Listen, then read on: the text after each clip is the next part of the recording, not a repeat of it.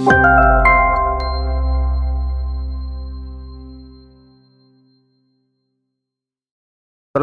warahmatullahi wabarakatuh. Selamat sejahtera, selamat pagi kepada semua pelajar 4 Helium yang masih setia di PDPR.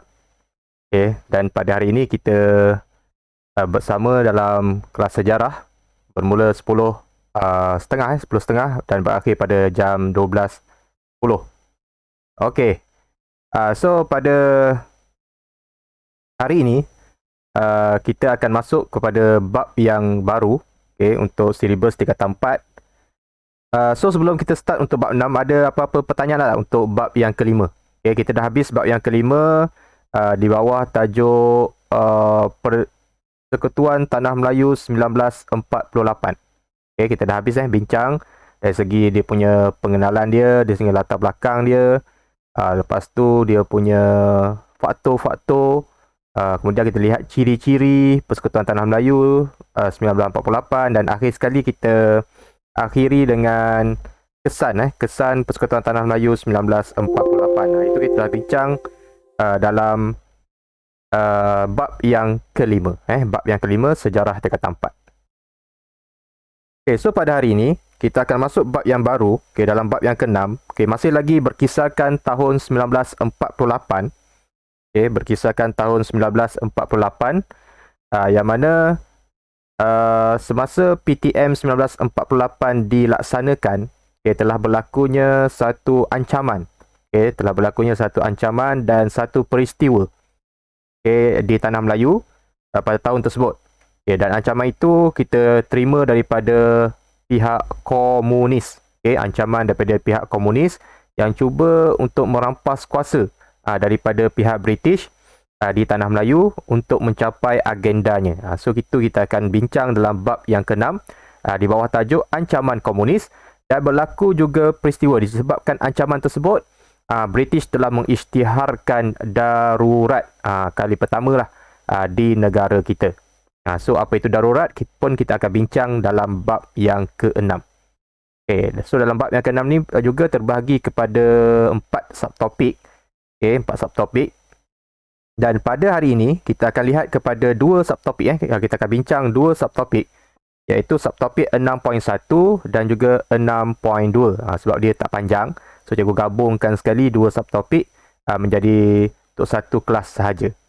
So cikgu harap awak dapat fokus dan dapat fahamlah apa yang kita akan pelajari pada hari ini, dan dapat memahami terutamanya berkaitan dengan apa itu komunis, apa itu fahaman komunisme, bagaimana dia boleh ada di Tanah Melayu. Itu yang kita akan bincang pada hari ini dari segi sejarah kewujudan fahaman komunis ni, fahaman komunisme. Untuk SK untuk bab yang ke-6, kita akan masuk SK yang baru, standard kandungan yang baru di bawah tajuk ancaman komunis dan pengisytiharan darurat. Dalam 10.5, dan standard pembelajaran yang kita akan capai pada hari ini. Yang pertama adalah menyatakan latar belakang pengaruh komunis di negara kita. Bagaimana komunis boleh masuk ke negara kita. Yang kedua, dari segi elemen kewarganegaraan, kamu semua dapat menerangkan kepentingan sikap berhati-hati daripada dalam menghadapi anasir yang menggugat kestabilan negara. So kita kena sentiasa ada sikap berhati-hati terhadap orang-orang yang tidak dikenali. Walaupun orang itu baik, kita lihat baik macam mana pun, kita kena ada dalam hati kita sikap berhati-hati. Bukan kita tak nak kawan dengan dia, bukan kita nak pulaukan dia. Kita mengalu-alukan, tapi dalam masa yang sama kita bersikap berhati-hati, berwaspada. Dalam apa jua yang mungkin berlaku, mungkin yang dilakukan oleh orang tersebut, ataupun pihak yang kita tidak kenali. So kita kena sentiasa berhati-hati. Dan standard pembelajaran yang ketiga menerangkan ancaman keganasan komunis di negara kita. Kita nak lihat macam mana komunis ni mengancam negara kita, apa ancaman-ancaman yang dibuat sehinggakan British mengisytiharkan darurat. So kita akan bincang dalam subtajuk yang kedua nanti, subtopik yang kedua. Dan untuk elemen kewarganegaraan untuk subtopik yang kedua, ialah menghuraikan kepentingan menjamin keamanan negara. Kenapa pentingnya kita kena jaga keamanan negara? Okey, kalau kita tak jaga keamanan negara, apa yang berlaku di negara kita? Itulah persoalan. Okey, untuk elemen kewarganegaraan bagi subtajuk 6.2. Okey, so pada hari ini objektif pembelajaran kita di akhir pembelajaran, okey, kamu semua akan dapat menjelaskan latar belakang, latar belakang ataupun latar pengaruh komunis di negara kita. Okey, sejarah dia macam mana, dari mana asalnya komunis yang datang ke negara kita. Yang kedua, menerangkan cara kemasukan komunis ke negara kita, cara macam mana dia masuk ke negara kita.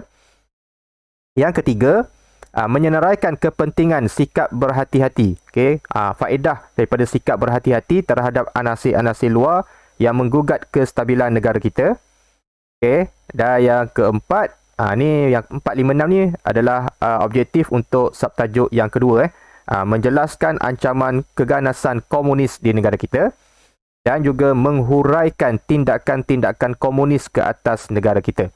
Apa yang dibuat terhadap negara kita sehingga kan British mengisytiharkan darurat. Maksudnya teruklah tu. Kalau sampai tahap mengisytiharkan darurat tu, maksudnya keadaan negara pada ketika itu berada dalam keadaan yang tidak dapat dikawal. Sehingga kan pihak tentera terpaksa ambil alih pentadbiran untuk menstabilkan semula keadaan di negara kita pada ketika itu. Okey, dan yang keenam, menerangkan kepentingan menjamin keamanan negara. Ni lebih kepada elemen kewarganegaraan, dia lebih kepada soalan kebat lah. Okey, soalan kebat. Okey, itu objektif pembelajaran yang kita akan bincang pada hari ini. Ada apa-apa masalah tak dengan ayat di objektif pembelajaran yang awak rasa keliru, tak faham? Ada tak? Tak ada. Okey, boleh faham Okey. So, kita teruskan kepada bab yang ke-6. Okey, so hari ini cikgu lebih kepada perbincangan lah. Okey, perbincangan, dan kita akan lihat beberapa soalan juga yang berkaitan. Kita akan bincang terus. So, hari ini cikgu offkan sekejap aktiviti Jamboard lah. Kita akan bincang kat sini je. Okay, cikgu akan cerita dan kalau ada soalan, awak boleh respon. Dan kita akan lihat juga beberapa soalan, contoh soalan yang berkaitan dengan bab yang ke-6. Okey, kita lihat kepada subtajuk yang pertama, iaitu kemasukan pengaruh komunis ke negara kita. Okey, di sini awak kena faham apa maksud fahaman komunisme. Dia akan terangkan kepada awak semua tentang apa itu komunisme. Okey, dan daripada mana asalnya fahaman ini dan apa dia punya teori ataupun pendekatan dalam fahaman komunisme. Okey, dan kenapa dia beria-ria nak menguasai negara-negara yang lain. So itu yang kita akan bincang dalam 6.1. Okey, dan bagaimana dia masuk? Okey, bagaimana dia masuk ke negara kita? Okey, kita lihat yang pertama. Okey, komunisme. Ini komunisme adalah satu fahaman. Okey, satu fahaman dia ideologi ideologi yang telah diasaskan oleh seorang tokoh. Okey, komunisme komunisme. Okay, yang seorang tokoh yang bernama Karl Marx. Okay, Karl Marx. Okay, dan juga Friedrich Engels. Okay, Friedrich Engels. Ni nama dia punya pengasas dia lah. Okay, Karl Marx dan juga Friedrich Engels. Mereka menulis karya Komunisme Manifesto dan Das Kapital. Dia dah tulis dua buah buku, dua buah karya. Satu yang bernama Komunis Manifesto dan yang kedua adalah Das Kapital. Dua buku. So kena ingat ni. Ini pun soalan famous ni dalam soalan objektif ni. Okay, Das Kapital dan Komunis Manifesto diasaskan oleh Karl Marx dan Friedrich Engels. Okay, Friedrich Engels nama dia. Lebih kurang macam tu lah sebutan. Cikgu pun nak sebut nama orang putih ni tak berapa tepat juga. Tapi itulah lebih kurang dia punya sebutan dia. Okey, perkataan komunis membawa maksud, apa itu komunis? Membawa maksud orang yang menganut fahaman komunis. Perkataan komunis ni ialah membawa maksud orang yang menganut fahaman komunis. Ini macam satu agama lah. Yang mana agama komunis ni, fahaman, kita tak sebut agama, kita sebut fahaman komunisme ni, ialah satu fahaman politik yang menjadikan ekonomi dan barang pengguna sebagai milik negara. Okey, maksudnya ekonomi dan apa saja yang ada di tempat itu yang dimiliki oleh negara itu adalah milik negara itu, bukan milik orang lain. Memilik negarakan, okey. Tanah contohnya, tanah yang ada negara itu adalah milik orang di negara itu. Bukan milik orang lain. Kita tak boleh bagi pada orang lain. Itu adalah fahaman komunisme. Percubaan untuk menyebarkan ideologi komunis di negara kita bermula sejak tahun 1920-an. Pada masa itu terdapat dua buah negara yang terlibat dalam penyebaran fahaman komunis, iaitu China dan Indonesia. Yang kuat dengan fahaman komunis pada ketika itu adalah negara China dan juga negara Indonesia. Sebelum sampainya fahaman komunis di negara kita, komunisme ni dah bertapak di negara China dan juga bertapak di Indonesia, sebelah negara kita. Sebelum dia sampai ke negara kita. Itu sejarah dia, macam mana dia boleh masuk ke negara kita. Okay. Dan kemasukan pengaruh komunis dari China. Kita lihat macam mana komunis ini boleh masuk daripada negara China.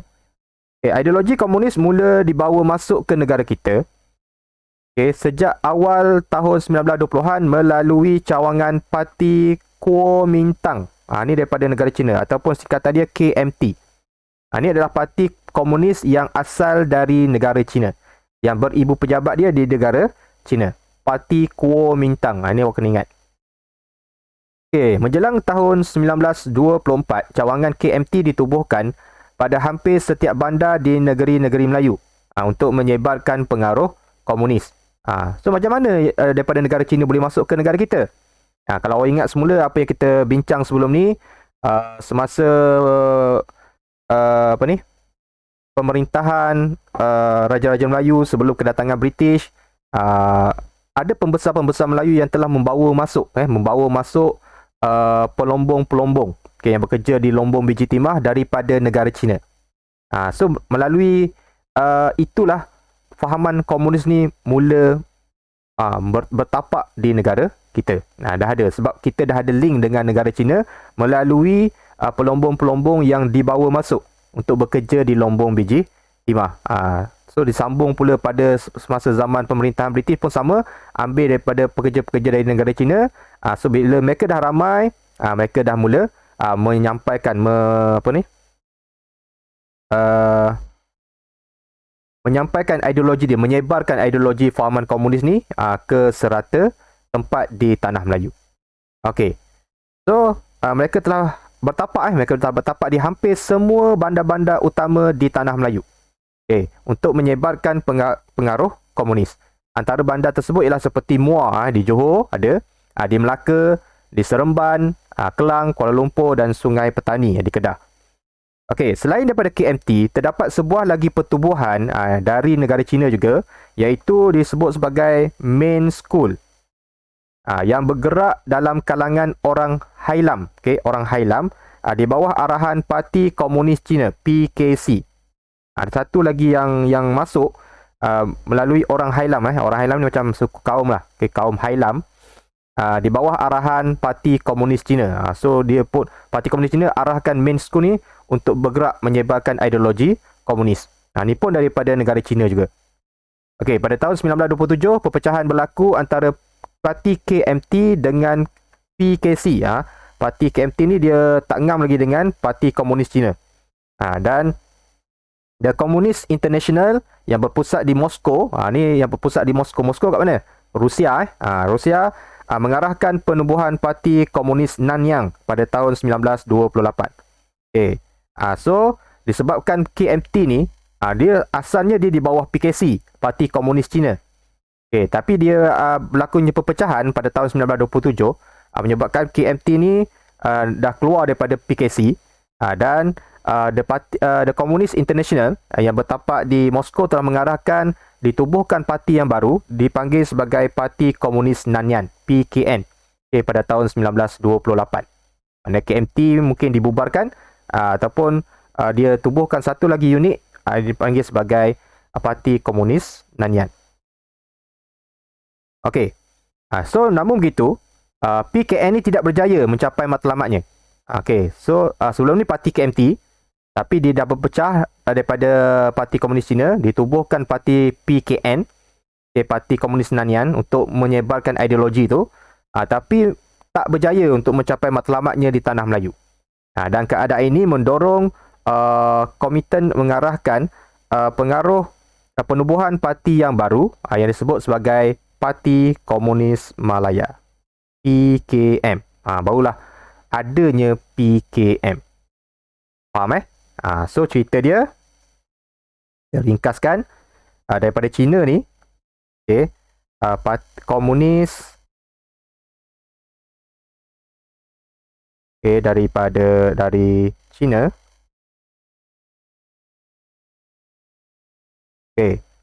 Dia di bawah PKC lah, dia di bawah Parti Komunis Cina. Ada dua, satu Parti Kuomintang, satu lagi adalah Main School. Main School. Dua. Untuk menyebarkan dakwah komunis di tanah Melayu. Dia masuk melalui orang-orang pelombong-pelombong lah, daripada negara China dia masuk. Ada juga yang datang sendiri menyamar sebagai pelombong dan sebagainya untuk menyampaikan dakwah komunis di tanah Melayu. Tapi pada akhirnya Parti Kuomintang ni dia ada krisis dengan PKC. Dia keluar dan ditubuhkan pula parti yang baru. Tapi bukan di bawah PKC. Dia arahan daripada Komintern tadi. Komintern. Arahan daripada Komintern. Diarahkan supaya tubuhkan satu parti, iaitu Parti Komunis Nanyang. Daripada orang Cina juga. Daripada warga negara Cina juga. Untuk bergerak di tanah Melayu. Tapi Parti Komunis Nanyang ni dia tak berjaya. Tak berjaya mencapai matlamat. Mungkin tak dapat sambutan di kalangan orang Melayu. Sebab di tanah Melayu dia nak sampaikan ni bukan hanya kepada orang Cina saja. Bukan kepada orang Cina yang berada di tanah Melayu. Dia nak sampaikan dakwah ni pasal ideologi dia kepada masyarakat Melayu di tanah Melayu. Untuk masuk join sekali dalam fahaman komunisme. Tapi tak berjaya. Disebabkan tak berjaya itulah ditubuhkan Parti Komunis Malaya, yang lebih bersifat Malaya, supaya lebih mendekati rakyat. Ataupun singkatan dia kita sebut sebagai PKM. Ni adalah PKN. Ni biasalah ni, KMT. Boleh faham? Ada soalan tak? Ada soalan setakat ni? Yang keliru ke apa ke? Tak ada. Faham. Boleh faham. Alright, So itu daripada China. Itu daripada negara China. Satu lagi, kemasukan pengaruh komunis adalah dari Indonesia. Pada tahun 1920, beberapa orang pemimpin komunis dari Indonesia, seperti Tan Malaka, ni orang-orang Indonesia, tapi dia berfahaman komunis. Dia bukan orang Cina, dia orang-orang Indonesia tapi berfahaman komunis. Seperti Tan Malaka, Alimin, Moiso, Widisojitro, ni nama-nama orang Jawa lah, orang-orang Indonesia. Menyebarkan fahaman komunis di kawasan seberang Perai, Pulau Pinang, Perak Utara dan juga di negeri Kedah. Dan kegagalan Parti Komunis Indonesia menguasai Pulau Jawa pada tahun 1926. PKI ni dia cuba nak menguasai negara Indonesia juga. Menyebabkan PKI tapi dia tak berjaya. Menyebabkan dia berusaha untuk membuka cawangan di tanah Melayu. Disebabkan dia gagal untuk menguasai Pulau Jawa, dia cuba pula untuk menguasai tanah Melayu. Sebab dia kan serumpun kan. Tanah Melayu dengan Indonesia ni lebih kurang serumpun. Bangsa yang lebih kurang sama. Menggunakan bahasa yang lebih kurang sama. Jadi dia tak berjaya di Pulau Jawa. Dia cuba nak menguasai pula di tanah Melayu. Cuba masuk ke tanah Melayu. Nak tubuhkan dia punya cawangan dia di tanah Melayu. Namun begitu, usaha mereka tidak mendapat sambutan daripada orang Melayu. Sama juga. Sama seperti Nanyang tadi, tak mendapat sambutan di kalangan orang Melayu. Kerana komunis ni dia gunakan kekerasan. Orang Melayu ni kita faham lah, dia dengan sifat bukan lemah lembut, kita panggil apa? Beradab dia kan. Ada adat tata susila dia, jalan tunduk semua. Tapi datang pula fahaman nak ajar cara guna kekerasan. Menggunakan cara kekerasan menyebabkan orang Melayu tak minat. Okay, untuk mencapai matlamat mereka tu, menubuhkan parti komunis di tanah Melayu. Itulah kemasukan sejarah ni lah, macam mana pengaruh daripada PKI ni cuba masuk bertapak di tanah Melayu tapi tak mendapat sambutan. Satu lagi, kenapa tak mendapat sambutan? PKI ni ataupun komunisme ni, dia adalah satu fahaman yang panggil apa? Atheist. Yang tak percaya kepada Tuhan. Satu fahaman yang dia kata tak ada Tuhan pun dalam ni. Kita tentukan sendiri hidup kita. Itu. Jadi bertentanganlah dengan masyarakat Melayu yang kebanyakannya beragama Islam. So kata macam mana tak ada Tuhan? Aku agama Islam, aku ada Tuhan. So macam mana aku nak join fahaman komunis yang tak percaya kepada Tuhan? Salah satu sebab orang Melayu tak join komunis disebabkan itu juga. Satu fahaman yang tidak percaya kepada Tuhan. Itu adalah fahaman komunisme. Okey. Yang ketiga, ni Indonesia boleh faham tak ada isu sangat. Dia cuba masuk tapi tak berjaya. Itu je lah untuk Indonesia. Okay, di bawah PKI Parti Komunis Indonesia, PKI. Okay, kita lihat penubuhan Parti Komunis Malaya. Okay, pada 30 April 1930, Parti Komunis Malaya PKM ditubuhkan di Kuala Pilah Negeri Sembilan. Bermula tahun 1930 di Negeri Sembilan. Dan PKM bergerak melalui Kesatuan Sekerja, Pertubuhan, Penerbitan Akhbar dan Sekolah Cina. Dia mula-mula bergerak melalui masyarakat Cina lah. Masyarakat Cina yang terutamanya bekerja di lombong-lombong, mereka dah beranak pinak, dah ada yang dilahirkan di tanah Melayu semua dah ramai. So mereka pun ada di kalangan mereka yang berfahaman komunis menubuhkan PKM tadi. Okay, menggantikan Parti Komunis Nanyang. Mereka dah bertapak sebelum tu. Okay, tapi tak berjaya. Tapi untuk mengukuhkan lagi kedudukan mereka di tanah Melayu, mereka tubuhkan pula Parti Komunis Malaya yang lebih stabil dan lebih ramai. Okay. Dan seterusnya PKM menyusup ke dalam Kesatuan Sekerja untuk mengukuhkan pengaruh komunis. Dia cuba sebarkan melalui Kesatuan Sekerja, terutamanya pekerja-pekerja di Lombong, biji timah. Supaya lebih ramai dia punya pengaruh dia, ahli-ahli dia. Supaya dia lebih berani untuk bertindak. Okay, dia sebenarnya sekarang ni komunis ni dia macam musuh dalam selimut tau. Kita tak nampak. Dia berada di kalangan rakyat. Berada di kalangan masyarakat. Dia slow-slow ditarik, cari sokongan sampailah dah ramai, dia dah kuat, barulah dia bergerak, dia mula bertindak. Itu cara komunisme. Okay, kenapa dia beria-ria nak dapatkan tanah Melayu ni? Okay, sebab dia punya agenda dia sebenarnya. Parti Komunis ni, okay, terutama di kawasan Asia, dia nak menubuhkan satu negara, okay, yang nak menggabungkan antara Indonesia, Tanah Melayu dan negara-negara di kawasan Asia Tenggara ni, nak tubuhkan satu negara yang dipanggil sebagai Republik Komunis Malaya. Okay, Republik Komunis Malaya. Dia nak tubuhkan itu. Jadi, apa jua cara macam mana pun, dia kena halau siapa sahaja yang sedang menguasai Tanah Melayu pada ketika itu. So sekarang semasa dia menyebarkan dakwah ataupun ideologi dia ni, yang menguasai tanah Melayu adalah British. Okay, yang menguasai tanah Melayu adalah British. Jadi dia kena halau British daripada tanah Melayu. So itulah agenda dia untuk menubuhkan Republik Komunis Malaya. Jadi dia akan buat apa saja untuk mencapai matlamat dia. Okay, mencapai matlamat dia. Tapi dia tengoklah siapa yang menguasai. Pada ketika itu, dia akan cuba untuk hapuskan. Kalau dia tak mampu hapuskan menggunakan senjata, dia gunakan kaedah-kaedah yang lain. Contohnya melalui ekonomi. Dia memberontak ke, dia hasut pekerja-pekerja Lombong supaya jangan kerja ke, supaya ekonomi British akan jatuh. Itu yang dibuatlah oleh Parti Komunis Malaya pada peringkat awalnya. Okey. Pada zaman pendudukan Jepun. Okey. Sebelum Jepun datang, British yang menguasai tanah Melayu. Dia cuba untuk menewaskan British pada ketika itu. Tapi masa tu dia tak berapa kuat. Dia tak ada senjata-senjata yang canggih untuk lawan dengan British. Dia cuma berjaya hasut pekerja-pekerja supaya boycott macam tu je lah. Untuk melemahkan. Tapi berjaya dipatahkan oleh British.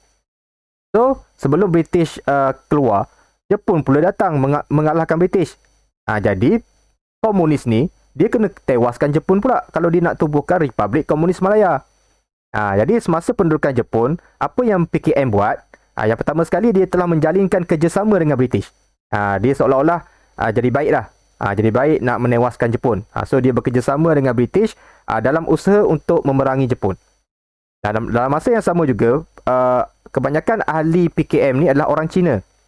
Dan orang Cina dengan Jepun, kita dah belajar sejarah sebelum ni, mereka memang tak ngam.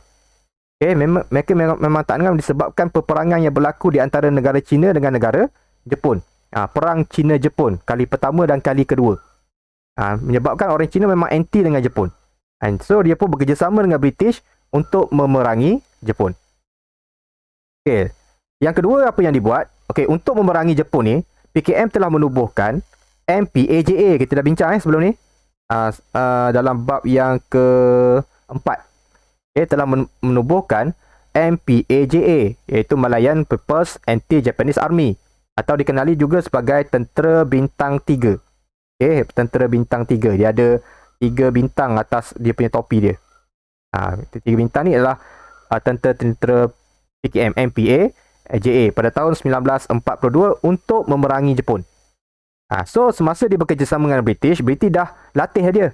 Latih, bagi bantuan senjata. Inilah kesempatan yang dia ambil.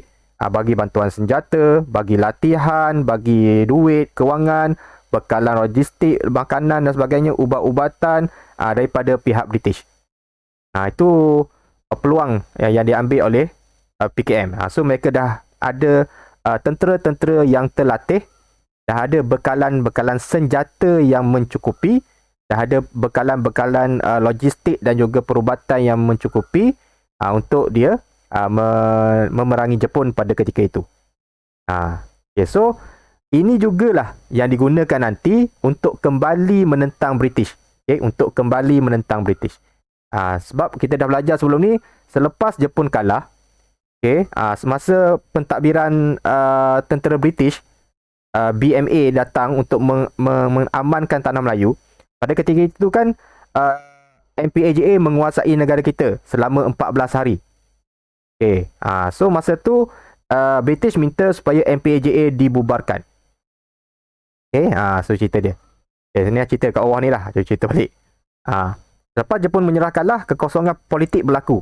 Disebabkan kelewatan British untuk kembali ke tanah Melayu. Di keadaan itu diambil kesempatan oleh PKM untuk meluaskan pengaruhnya. Selama 14 hari. Kira tempoh 14 hari. Dan bintang 3 PKM melalui MPAJA keluar dari hutan dan melakukan kekacauan. Mereka pun mula mentadbir tanah Melayu ketika itu. Ambil kesempatan untuk mentadbir. So, pentadbiran dia itu berlaku dengan keadaan yang kejam. Mereka akan bunuh siapa saja yang bekerjasama dengan Jepun sebelum ni. Mereka akan bunuh, mereka akan kacau. Mereka melakukan kekejaman dan pembunuhan terhadap orang Melayu. Bukan saja orang Melayu, orang Cina pun ada yang kena bunuh. Yang tak nak bekerjasama dengan mereka, mereka akan bunuh. Orang India pun sama, yang didakwa pernah bersubahat dengan Jepun sebelum ini. Dan apabila BMA mengambil alih pentadbiran di tanah Melayu, MPAJA dibubarkan pada 1 Disember 1945. Walau bagaimanapun, PKM dibenarkan bergerak sebagai sebuah pertubuhan yang sah di tanah Melayu. Walaupun MPAJA dibubarkan, tapi PKM masih lagi ada. Sebab MPAJA dia bukan PKM keseluruhannya. PKM dia menubuhkan satu unit gerila yang dikenali sebagai MPAJA untuk menentang Jepun. Bila Jepun dah kalah, unit ini dibubarkanlah. Tak ada fungsi lagi. Sebab dia dah dapat menewaskan Jepun. Tapi PKM still ada. PKM tetap ada untuk bergerak. So, sebagai membalas jasa MPAJA yang bekerjasama dengan British, British memberi peluang lah kepada PKM untuk bergerak sebagai sebuah parti politik. Sebuah parti politik yang sah di tanah Melayu. Dan keadaan ini memberi peluang kepada PKM untuk mempengaruhi beberapa pertubuhan tertentu dengan ideologi komunis. Jadi, bila disahkan pertubuhan dia tu, dia boleh bergerak bebas lah untuk menyebarkan ideologi dia. Yang ni, masa ni British tak nampak dia punya strategi yang diatur oleh komunis ni. Jadi bila dia dah ramai nanti, barulah dia bertindak untuk kembali menentang British. Okey. Terus seterusnya PKM menyusup dalam kesatuan sekerja, iaitu dalam PAN Malayan Federation of Trade Unions PMFTU, dan menjelang bulan Disember 1947 hingga bulan Mei 1948, komunis berjaya menguasai 335 kesatuan sekerja dan menyusup ke dalam PKMM, MDU, Putera, AMCJA. Semua dia dah kacau. Kalau sebelum ni kesatuan ni dia bergerak mengikut kaum, orang Melayu, dan dia lebih bersifat fahaman nasionalisme. Dia untuk memperjuangkan kemerdekaan tanah Melayu. Tapi bila PKM ni disahkan, diakui, so PKM ni mula masuk. Dia dah hantar orang-orang dia untuk menghasut, untuk mencari sokongan-sokongan daripada kesatuan-kesatuan sekerja. Dan hasilnya 335 kesatuan sekerja dah berjaya dia kuasai, dan dia cuba masuk pula ke dalam PKMM, dalam MDU, dalam Putera AMCJA yang sebelum ni lebih bersifat nasionalisme, bukan bersifat komunisme. Tapi dia cuba nak menyusup masuk. Oleh sebab pergerakan komunis mengancam ekonomi dan keselamatan negara, maka British bertindak meluluskan Trade Union Ordinance nombor 9 pada tahun 1948. Yang mana ordinans ni menyekat pengaruh komunis dalam kesatuan sekerja dan akhirnya mengharamkan PKM. So bila keadaan ini disedari oleh British, British pun luluskan satu undang-undang yang menyekat pengaruh komunis dalam mana-mana kesatuan sekerja. Dan akhirnya menjurus kepada pengharaman semula Parti Komunis Malaya. Sebab dia nampak macam mengancam ekonomi dan keselamatan negara. Sebab bila dia masuk dalam kesatuan sekerja ni, dia hasutlah. Sebab kebanyakan kesatuan sekerja ni, mereka bekerja dengan British. Mereka yang menaikkan ekonomi British. Tapi bila komunis masuk, dia cuba hasut. Dia kata, kau jangan kerja, kita boycott. Kita boycott British, kita biarkan British rugi. So, bila perkara ini disedari oleh British, dia cuba halang semula PKM daripada bertindak. Itu cerita tentang bagaimana PKM bertindak ataupun bekerja, menjalankan kerja dia di tanah Melayu untuk meluaskan lagi pengaruh komunisme di tanah Melayu. Setakat ni ada apa-apa soalan? Silakan. Panjang kat cerita ni. Boleh faham lah ni. Kalau ada soalan boleh tanya. Maksudnya dari awal sebelum Jepang memang parti-parti ni sudah ada dalam Melayu. Parti mana? Parti yang Nanyang semua tu? Ya. Dia dah mula ada sejak daripada sebelum Jepun datang lagi. Masa British tubuhkan Negeri Selat, British tubuhkan Negeri Melayu Bersekutu, tidak bersekutu yang kita belajar form 3 dulu tu. Masa tu fahaman-fahaman ini dah ada. Tapi dia tak kuat masa tu. Dia belum lagi macam satu parti yang besar. Dia cuma masuk melalui parti Kuomintang. Lepas tu dia masuk melalui main school. Dia cuba menyebarkan ideologi lah secara senyap. Secara senyap. Bila dia dah mantap, dia dah ramai, dia dah kumpul, dia dah berjaya menguasai banyak persatuan-persatuan, dia dah ada senjata, dia dah ada ilmu pertahanan, ilmu tentera, barulah dia berani untuk menentang. Boleh faham? Faham. Yang lain boleh faham tak? Ada soalan lain?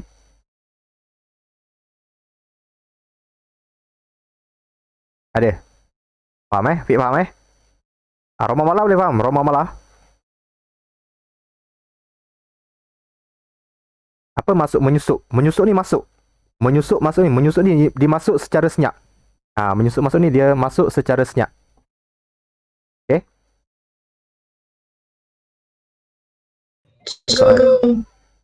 Ya.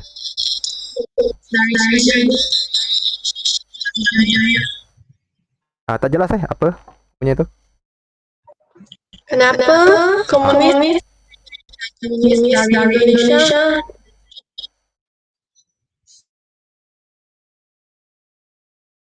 Kenapa komunis dari Indonesia dia tak berjaya menyebarkan ideologi di tanah Melayu? Tu soalan awak ke? Ya. Okey.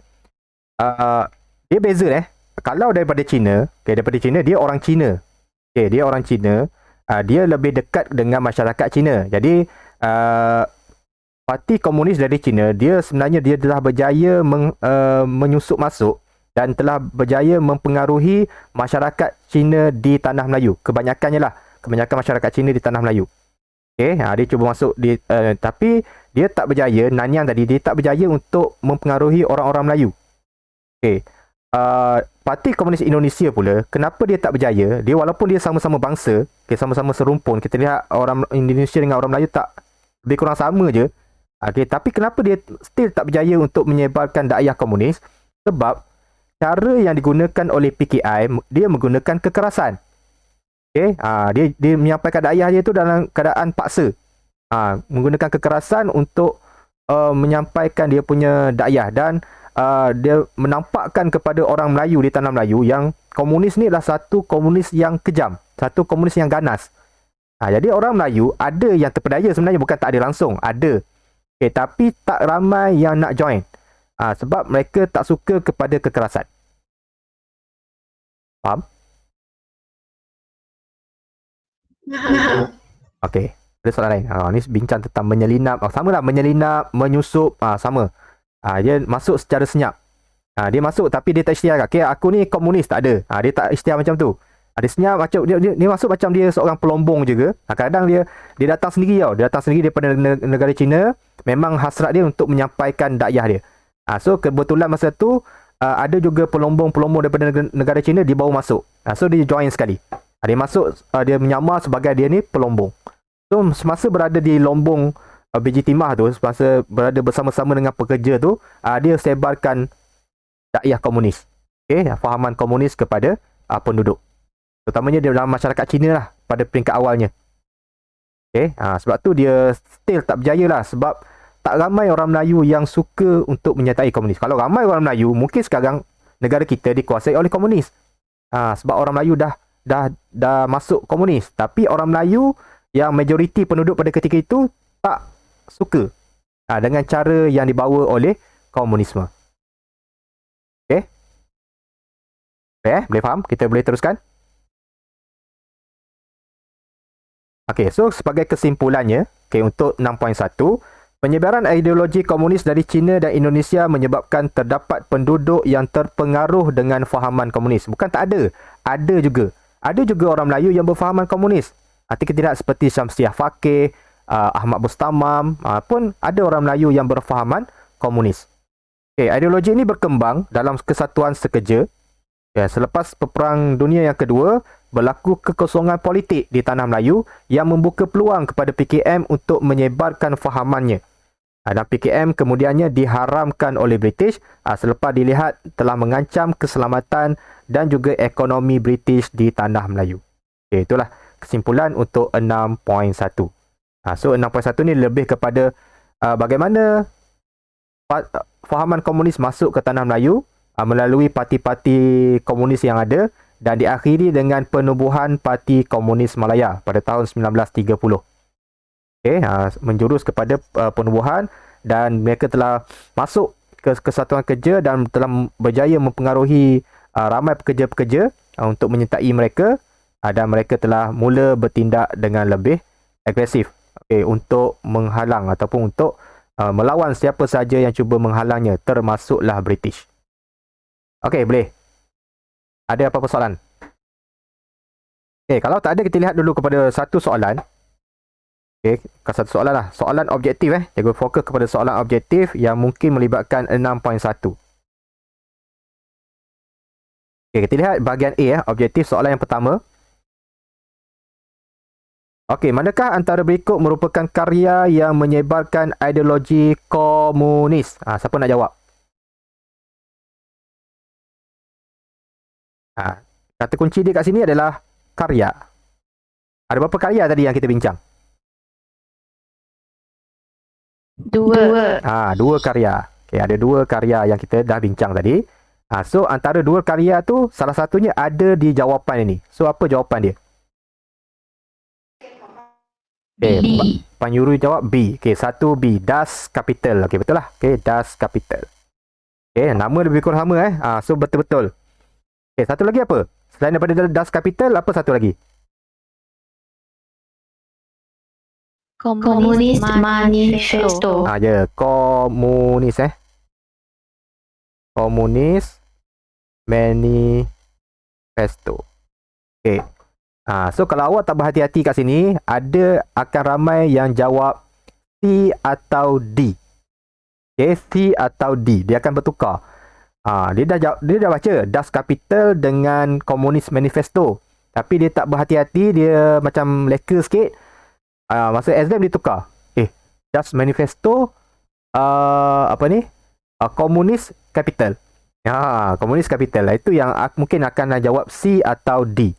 So tolong berhati-hati. Walaupun nampak macam senang, tapi tolong berhati-hati dengan dia punya istilah dia tu. Das Kapital Komunis Manifesto. Supaya awak tak tersalah menjawab C atau D. Okay. Alright. Nombor 2. Antara berikut yang manakah merupakan bentuk kerjasama yang diberikan oleh British kepada PKM semasa pendudukan Jepun di Tanah Melayu? Banyak bantuan-bantuan yang diberikan. Antaranya apa? Siapa boleh jawab? Nombor 2. Wah, dah ramai jawab. Ya, Zamin jawab D. Jaganis pun jawab D. Ben Lun pun jawab D. So semua D lah ni. Okay. So D adalah 3 dan 4. Bekalan senjata. Dan juga latihan ketenteraan. Selain daripada tu ada bekalan-bekalan logistik dan juga perubatan. Perubatan. Okay, itu adalah bantuan yang diberikan oleh British. Dia punya clue lah kerjasama diberikan oleh British kepada PKM. Bukan penubuhan MPAJ. Walaupun penubuhan MPAJ itu ada kaitan dengan Jepun, tapi dia bukan ditubuhkan oleh British. Itu PKM sendiri yang tubuhkan. Cuma MPAJ ini dia bekerjasama dengan British. So British memberikan latihan kepada MPAJA, iaitu latihan dari segi dia memberikan latihan ketenteraan, dia memberikan bekalan senjata, bekalan perubatan, bekalan logistik untuk membantu MPAJA memerangi Jepun. Okey, bersama-sama memerangi Jepun. So betul, jawapannya adalah D. Sama. Alright, kita teruskan kepada 6.2. Okey, termasuk pada 6.2, ancaman komunis di negara kita. Okey, ancaman komunis di negara kita. Okey, kita lihat macam mana dia mengancam. Dia dah mula bergerak, dia dah mula berani. Walaupun British dah haramkan dia, dia dah mula melawan. Kalau sebelum ni dia tak berani lawan sebab dia tahu dia tak kuat. Bila dia dah ada ramai pengikut ni, dia dah mula berani untuk melawan. So apa yang dia buat? Okey, gerakan komunis antarabangsa telah menganjurkan 2 persidangan di Kalkutta, India. Okey, persidangan Kongres Belia Asia yang berlangsung pada Februari 1948 hingga 25 Februari 1948. Manakala persidangan Parti Komunis India diadakan pada Mac 1948. PKM turut menghantar wakil ke persidangan tersebut. Ini diadakan di peringkat dunia. Ini bukan hanya tertumpu di Tanah Melayu. Persidangan ini melibatkan semua fahaman komunis di peringkat dunia. Dan dalam persidangan itu, PKM pun hantar wakil dia untuk join sekali. Okey. Dalam persidangan tersebut, pengikut komunis di kawasan yang dijajah digesa supaya memperhebatkan lagi perjuangan menentang kuasa-kuasa imperialis di setiap negara-negara Asia. So dalam persidangan itu dia minta supaya semua komunis, semua pengikut-pengikut komunis yang ada di kawasan yang dijajah oleh kuasa asing, okay, giatkan lagi perjuangan. Okay, kuatkan lagi perjuangan untuk menentang golongan-golongan imperialis, terutamanya di negara-negara Asia. Okay, berikutan daripada itu, Jawatan Kuasa Eksekutif Pusat PKM, ini Parti Komunis Malaya, PKM ni merujuk kepada Parti Komunis Malaya, telah mengambil keputusan untuk melancarkan perjuangan bersenjata. So bila mendapat dorongan daripada komunis di peringkat antarabangsa supaya mempergiatkan lagi perjuangan, dia telah bertindak ambil keputusan untuk berjuang menggunakan senjata. Kalau sebelum ni mereka berjuang dengan menyampaikan dakwah melalui kesatuan-kesatuan sekerja. Okey, menggunakan cara yang halus. Tapi sekarang ni bila dah didesak oleh jawatan kuasa ataupun gerakan komunis antarabangsa ni, persidangan ini, so mereka ambil keputusan untuk meneruskan perjuangan secara bersenjata. Okay, perjuangan bersenjata. Okey, dengan tujuan untuk menubuhkan yang disebut tadi, Republik Komunis di Tanah Melayu. Okey, dengan harapan dia dapat menang dan dapat menubuhkan negara komunis di Tanah Melayu setanding dengan negara-negara komunis yang lain di dunia. Seperti di China ataupun di Rusia. Okey. Dan tindakan komunis melancarkan perjuangan bersenjata menyebabkan British mengisytiharkan darurat. So dalam proses PKM ni memperjuangkan perjuangan senjata, so banyaklah kekejaman yang dilakukan, banyak kemusnahan yang dibuat menyebabkan British mengisytiharkan darurat. Okey, di Tanah Melayu. Keadaan tak terkawal, huru-hara, banyak berlakunya pembunuhan, kekejaman berlaku di kampung-kampung, di bandar-bandar, menyebabkan British isytiharkan darurat supaya tentera boleh ambil alih dan membanteras ancaman komunis. Okay, PKM meneruskan tindakan melumpuhkan ekonomi. So, strategi dia untuk lemahkan British, untuk menewaskan British ni, first kali dia untuk lumpuhkan ekonomi. Dia hapuskan semua perkara-perkara yang membawa kepada kemajuan ekonomi. Dia hapuskan. Dia bakar, dia musnahkan. Dan juga dia hapuskan juga infrastruktur yang ada serta mengancam keselamatan rakyat. Dia bunuh. Siapa saja yang tak nak join mereka akan bunuh. Itu yang dibuat oleh PKM di Tanah Melayu. Okey. Pengisytiharan darurat. Kita lihat. Ini adalah Edward Gen. Ini adalah Sir Edward Gen. Dia dulu merupakan Gubernur Malayan Union. Selepas penubuhan Persekutuan Tanah Melayu 1948, dia dilantik sebagai Pesuruh Jaya Tinggi British yang pertama di Tanah Melayu. Okay, Sir Edward Gen.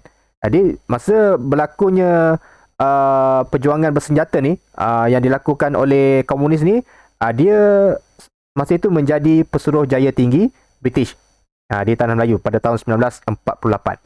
Jadi pada Jun 1948, komunis telah membunuh 3 orang pengurus ladang. Ni aku kena fokus juga. Ni disebabkan kenapa darurat diisytiharkan. Kenapa darurat diisytiharkan? Disebabkan selepas peristiwa pembunuhan 3 orang pengurus ladang berbangsa Eropah di Sungai Siput Perak, komunis telah membunuh Arthur Walker, pengurus ladang Appeals, John Ellison, pengurus ladang Pingson dan pembantunya Ian Christian. Semuanya berbangsa Eropah. Berikutan peristiwa tersebut, Sir Edward Gen telah mengisytiharkan darurat. Dia telah mengisytiharkan darurat, dan apabila darurat diisytiharkan, undang-undang darurat akan diguna pakai.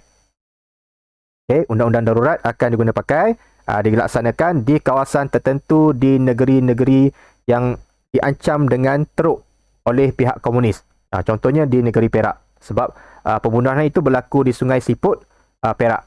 Jadi undang-undang darurat pun digunakan di negeri Perak, seperti di Ipoh dan di Sungai Siput, serta di Johor yang merangkumi daerah Muar, Keluang, Kulai dan juga Plentong, yang juga ramai ahli-ahli komunis berada di kawasan itu. Okey, itu yang dilaksanakan.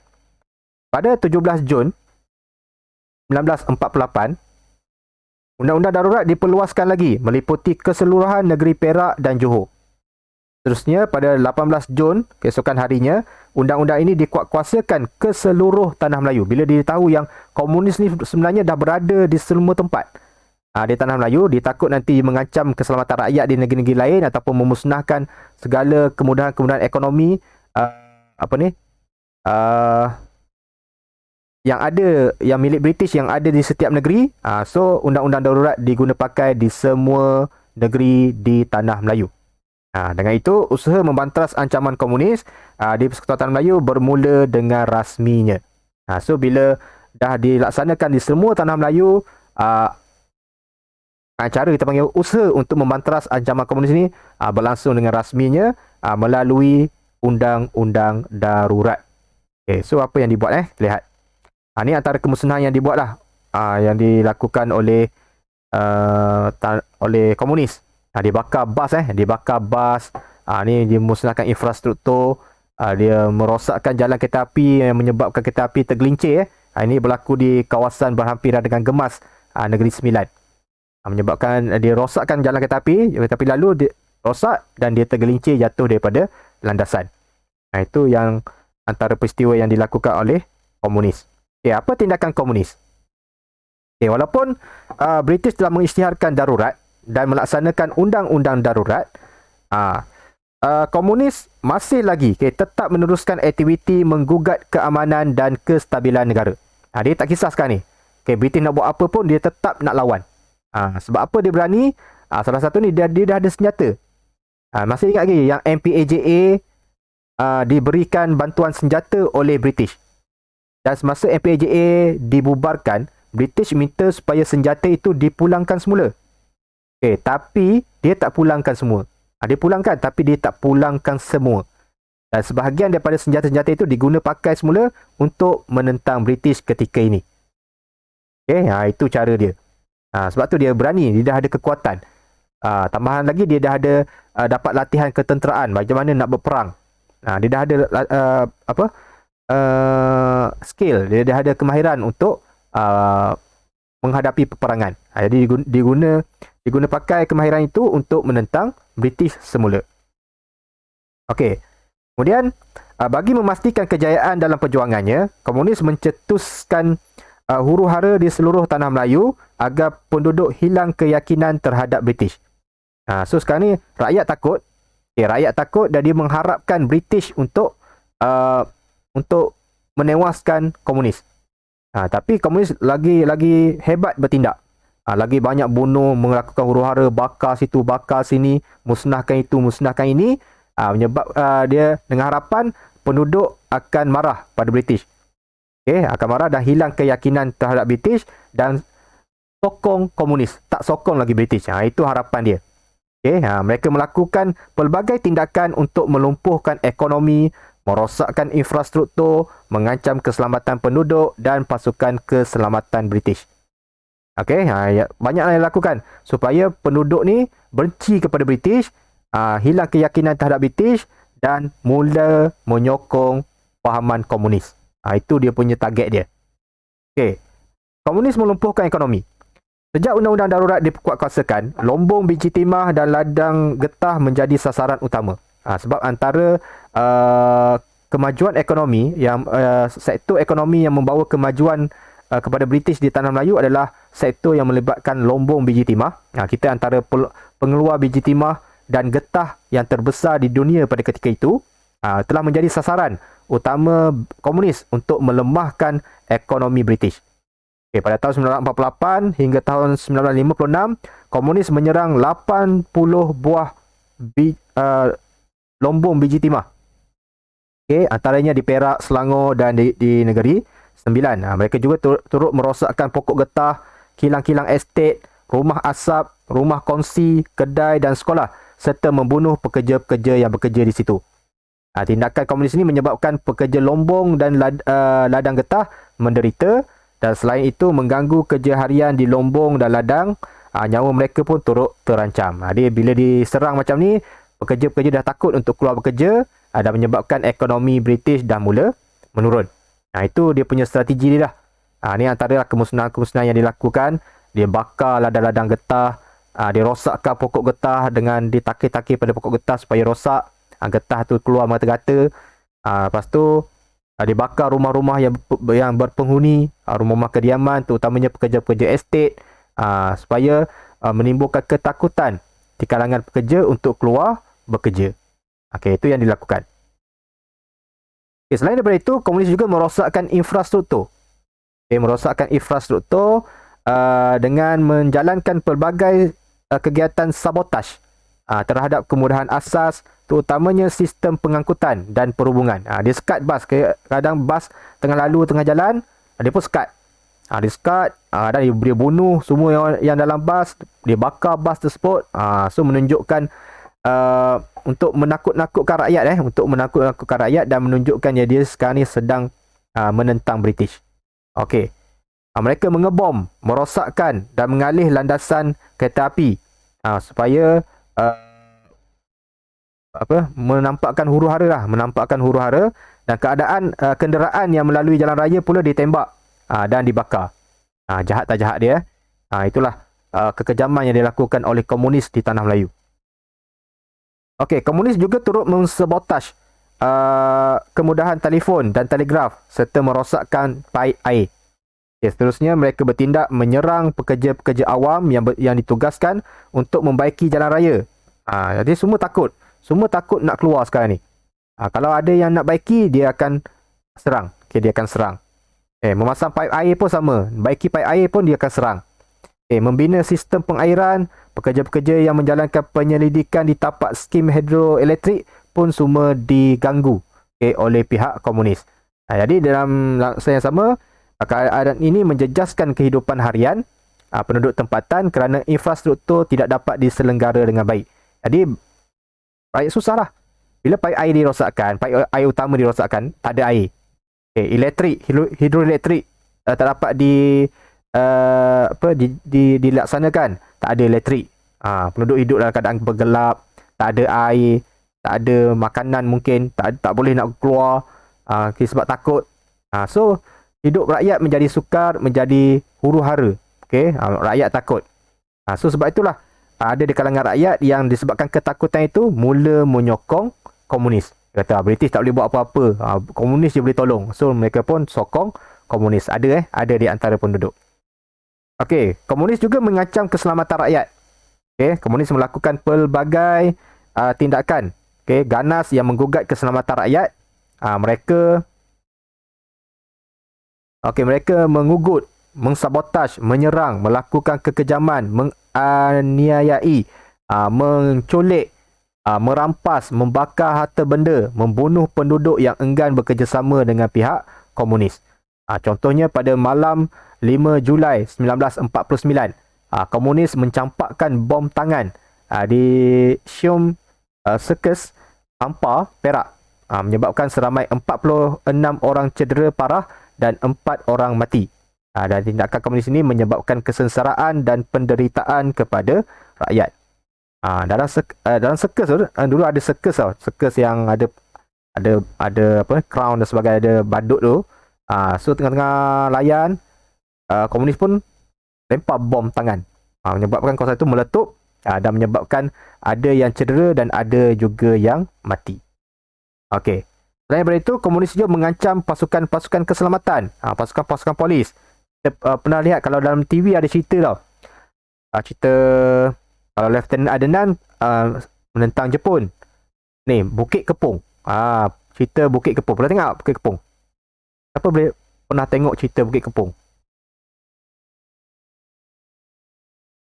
Pernah tengok? Pernah dengar. So lepas ni kalau biasanya bulan 7, bulan 8, bulan 9 ni di bulan-bulan kemerdekaan ni ada disiarkan cerita Bukit Kepong. Boleh nonton boleh cuba tengok. Itu adalah cerita bagaimana Balai Polis Bukit Kepong, Balai Polis Bukit Kepong diancam oleh komunis. Sehingga kan semua pasukan, semua anggota-anggota polis yang bekerja di situ dibunuh. Lepas tu balai polis tu pun dibakar oleh pihak komunis. Keluarga ahli-ahli keluarga pun turut dibunuh oleh pihak komunis. So sedih jugalah kalau awak dapat menghayati cerita itu dengan baik. Sedih juga cerita itu. Itu peristiwa sebenar berdasarkan peristiwa sebenar di kawasan Bukit Kepong yang melibatkan ancaman daripada komunis terhadap pasukan-pasukan keselamatan. Boleh tengok nanti kalau bulan 8, biasa bulan 8 ataupun di YouTube pun ada. Boleh cuba tonton. Bukit Kepong. Cerita dia. Parti Komunis Malaya menyasarkan pasukan keselamatan dan menyerang balai-balai polis. Tindakan ini dilakukan untuk mencetuskan keadaan huru-hara dan menunjukkan ketidakupayaan kerajaan untuk melindungi keselamatan rakyat. Dia sekarang ni nak tunjuk kepada rakyat yang British tak boleh nak tolong. British tak boleh nak tolong rakyat pun. Yang boleh tolong rakyat adalah komunis. So joinlah komunis. Itu. Tapi cara dia promote menggunakan kekerasan. Menggunakan kekejaman. Dia tak promote gunakan propaganda lagi. Dia tak masuk cerita-cerita, tak ada. Sekarang semua pakai senjata. Kau tak sokong, aku bunuh. Kalau kau sokong, aku tak bunuh. Macam tu je. So disebabkan serangan tersebut, ramai ataupun banyak anggota-anggota polis telah terkorban. Okey, polis yang terkorban seramai 513 orang, special constable seramai 593, auxiliary polis 249, semua tentera 519, semua ni terkorban semasa menentang ancaman komunis. Yang tercedera pun ramai. Dan anggotanya lebih lah, yang jumlah dia lebih daripada 3,000. Okay, lebih daripada 3,000 atau 4,000 orang tentera yang telah terkorban dan juga yang tercedera masa menentang ancaman komunis. Okay, komunis menyerang pasukan keselamatan seperti berikut. Banyaklah. Okay, ini dia punya kronologi dia. Komunis menyerang balai polis di Kampung Jerang di Johor, menyerang balai polis di Kuala Kerau, menyerang balai polis di Jerantuk, Pahang, menyerang balai polis di Gua Musang, menyerang balai jeep tentera di Kajang Selangor, menyerang balai polis di Bukit Kepong, Muar Johor. Ni ceritanya. Tapak dia masih ada lagi sebagai bukti sejarah dia. Tapak dia masih ada lagi di Bukit Kepong. Ni masuk cerita. Di Bukit Kepong, dia punya cerita menyayat hati sikit. Sebab ramai yang mati dalam keadaan mempertahankan balai polis tu. Sebab dalam belakang balai polis tu ada rumah anggota polis lah. Dan ahli keluarganya tinggal kat situ. Okey, dan masa diserang tu ada juga isteri, anak-anak yang mati ditembak oleh pihak komunis. Tu cerita dia lah. Okey, kemudian komunis menyerang hendap pasukan askar Melayu di Ulu Semur di Kelantan. Di Kota Tinggi Johor pun polis menyerang balai polis di Kambau. Di Perak, Taiping menyerang kenderaan polis. Membunuh ketua polis Kedah pada Mei 1954. Di Pontian Johor, komunis menyerang balai polis Tuang Seng. So kebanyakannya berlaku di Johor ni.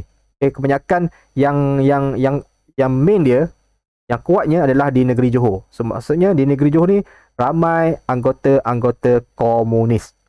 Pada ketika itu. Alright, itulah cerita bagaimana kekejaman yang dilakukan oleh pihak komunis di negara kita. Dengan dia melumpuhkan ekonomi yang pertama sekali, dia mengancam ataupun merosakkan infrastruktur, dia mengancam keselamatan rakyat, dan juga dia mengancam pasukan-pasukan keselamatan. Ini semua berlaku semasa darurat diisytiharkan. Darurat diisytiharkan. Alright. So, ini pembunuhan Henry Gurney pembunuhan Henry Gurney. Pada 13 September 1948, Sir Henry Gurney, ini adalah Pesuruhjaya Tinggi British yang kedua. Sir Henry Gurney telah dilantik sebagai Pesuruhjaya Tinggi British menggantikan Sir Edward Jane. Pada 6 Oktober 1951, Sir Henry Gurney menjadi mangsa serang hendap pasukan komunis di Jalan Kuala Kubu Baru dalam perjalanan ke Bukit Fraser. So dalam perjalanan nak pergi ke Bukit Fraser tu, dia diserang hendap dan telah dibunuh oleh pihak komunis.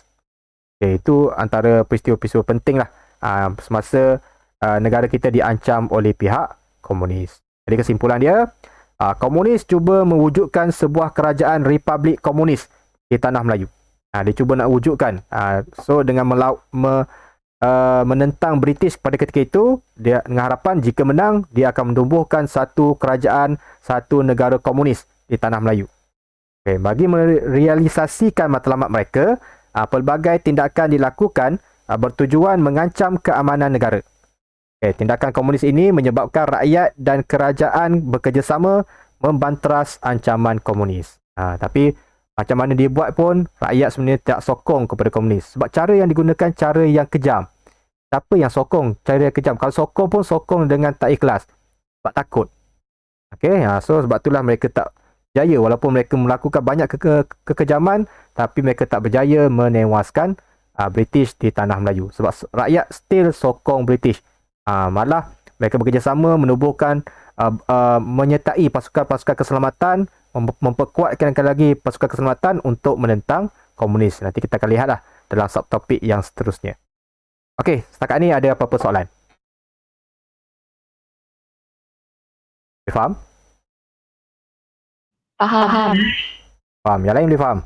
Kitika boleh faham Kitika. Cikgu, apa maksud sabotaj? Sabotaj ni mengsabotaj. Apa perkataan lain yang sesuai dengan sabotaj? Ataupun kita sebut kalau bahasa-bahasa kasar dia potong line lah, potong line. Sabotaj. Sabotaj ni contohnya awak macam ni, contoh kita ambil yang senang dekat kelas lah. Okay, dekat kelas.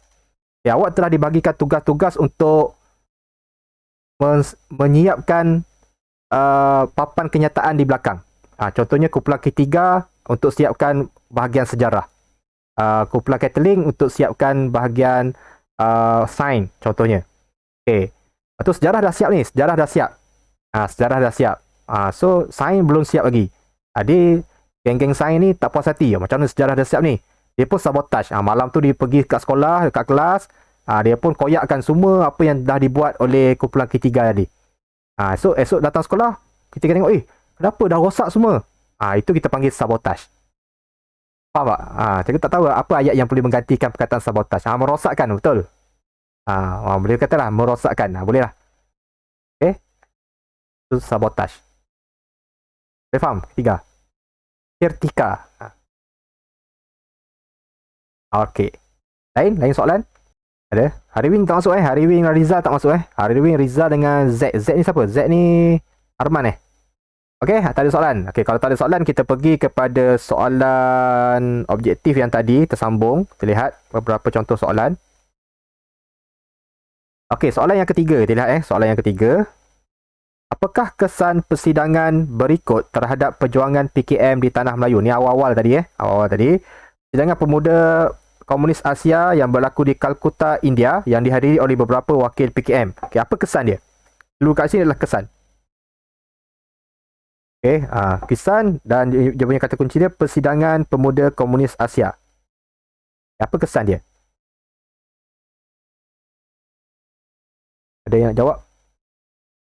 Okay, nombor 3 A. Okay, nombor 3 adalah A. Okay, melancarkan perjuangan bersenjata. Ni adalah berkaitan dia lah, perlu dia.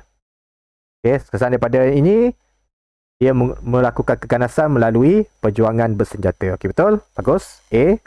Faham tu? Jawab A. Okey, nombor 4. Apakah tindakan komunis untuk melumpuhkan ekonomi Tanah Melayu? Apa yang dibuat untuk melumpuhkan ekonomi di Tanah Melayu? Jadi kita sebut Tanah Melayu memang dia main dia adalah apa? Biji timah dan juga getah. Ni main dia lah. So komunis tumpu kepada dua perkara ni. So cari jawapan yang ada berkaitan dengan ini.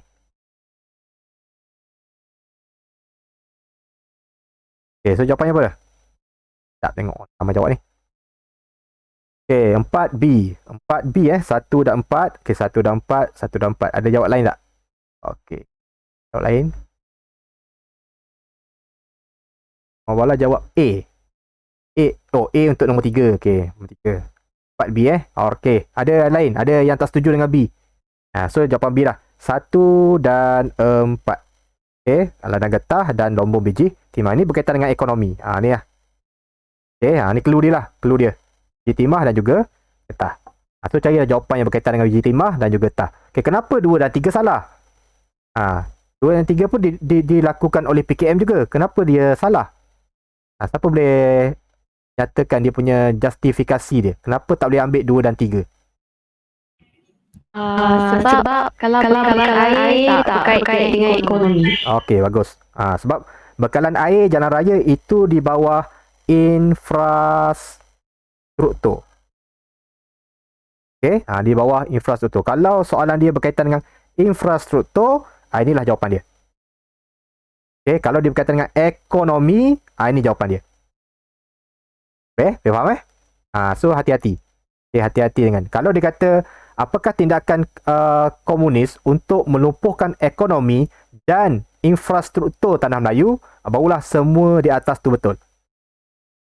Okay, so lihat pada soalan betul-betul. Kata kunci dia adalah, kat sini adalah ekonomi. Okay, ekonomi. Dia punya kata kunci dia ekonomi. So ekonomi merujuk kepada biji timah dan juga getah. Kalau infrastruktur, baru rujuk kepada bekalan air, jalan raya, apa lagi? sistem perhubungan, pengangkutan, bas, lori, kereta dan sebagainya. Itu adalah infrastruktur. Sekolah, hospital, klinik, itu adalah infrastruktur. Okay, boleh faham Okay, nombor 5. Komunis telah mengancam keselamatan rakyat dengan mengancam keselamatan rakyat. Ni kata kunci lah, mengancam keselamatan rakyat. Okay, apa yang dibuat untuk mengancam keselamatan rakyat? Yang paling tepat apa?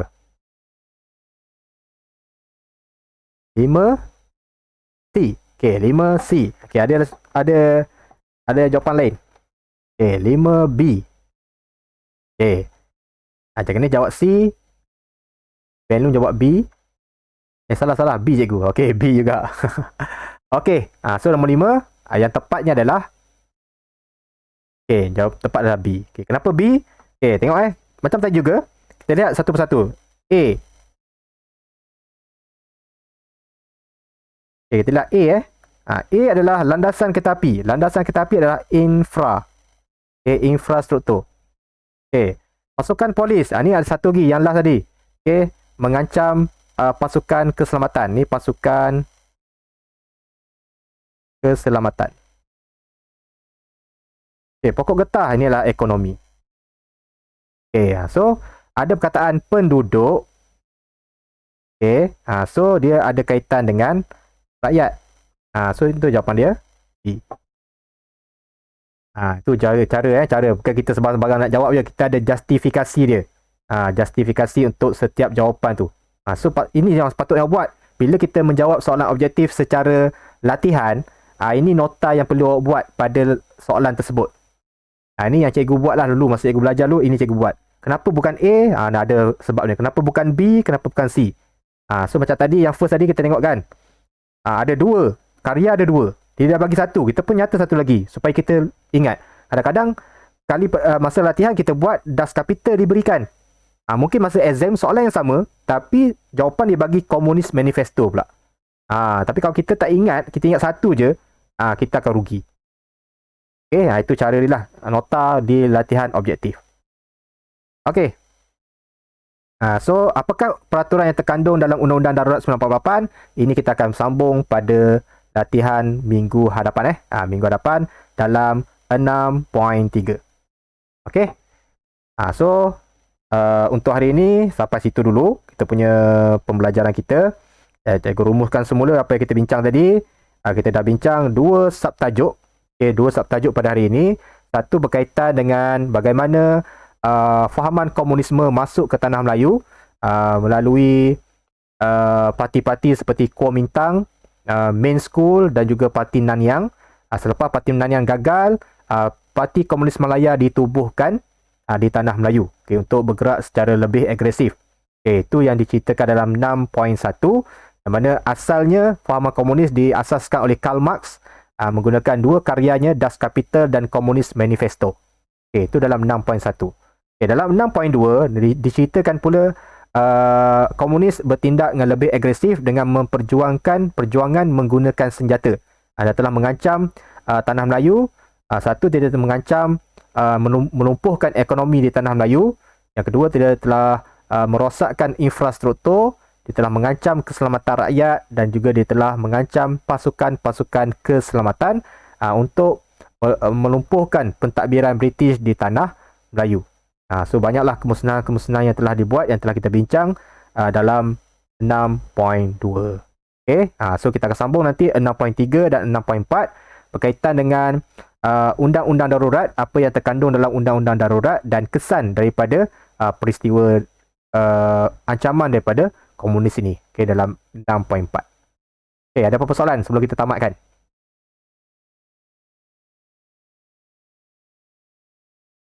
Apa nak tanya? Ada boleh faham semua So, yang lain boleh faham? Afiq boleh faham, Afiq? Okay, Lau Chin En boleh faham? Faham. Okay, Ketika?